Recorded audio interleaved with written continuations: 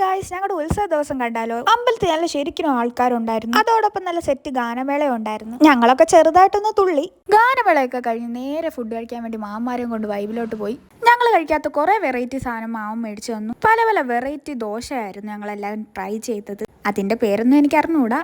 എല്ലാം നല്ല അടിപൊളി ടേസ്റ്റ് ആയിരുന്നു. ദോശ മാത്രമല്ല, ഷേക്കും ഷവായും അങ്ങനത്തെ കുറെ സാധനങ്ങൾ എൻ്റെ മാമ മേടിച്ചു തന്നു.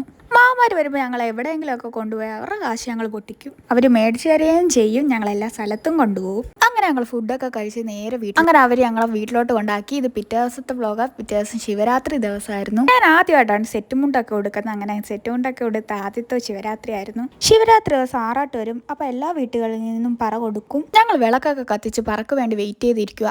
അതിൻ്റെ ഇടയ്ക്ക് ഞങ്ങൾ എല്ലാവരും കുറച്ച് ക്ലിപ്പ് എടുത്ത് വെച്ചു. അങ്ങനെ ആറാട്ടം എത്തി.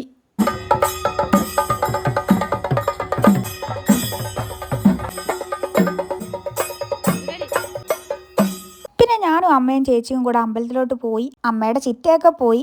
അമ്മ ഒരു കപ്പലിൻ്റെ ഒക്കെ മേടിച്ചു തന്ന് ഞങ്ങൾ അതൊക്കെ കഴിച്ചുകൊണ്ടിരിക്കുക. അപ്പോഴത്തേക്കും മാമൻ ഒരു ഐസ്ക്രീം മേടിച്ചുകൊണ്ട് വന്ന് അതും കഴിച്ചു. കുറേ നേരം അങ്ങനെ ഇരുന്നു. അപ്പോഴത്തേക്കും വെടിക്കെട്ട് സ്റ്റാർട്ട് ചെയ്തു. അത് കഴിഞ്ഞപ്പോൾ പിന്നെയും മാമൻ ഐസ്ക്രീം കൊണ്ടുവന്ന് പിന്നെ ഞങ്ങൾ അതും കഴിച്ച്. അതും കഴിക്കാതെ പോകുന്നത് മോശമല്ലേ. അതും കഴിച്ച് നേരെ ഉത്സവമൊക്കെ കഴിഞ്ഞ് ഞങ്ങൾ വീട്ടിലോട്ട് നടക്കുക. അങ്ങനെ ഈ വർഷത്തെ ശിവരാത്രി കഴിഞ്ഞ് ഇനി അടുത്തൊരു വീഡിയോ ആയിട്ട് വരുന്നവർക്ക്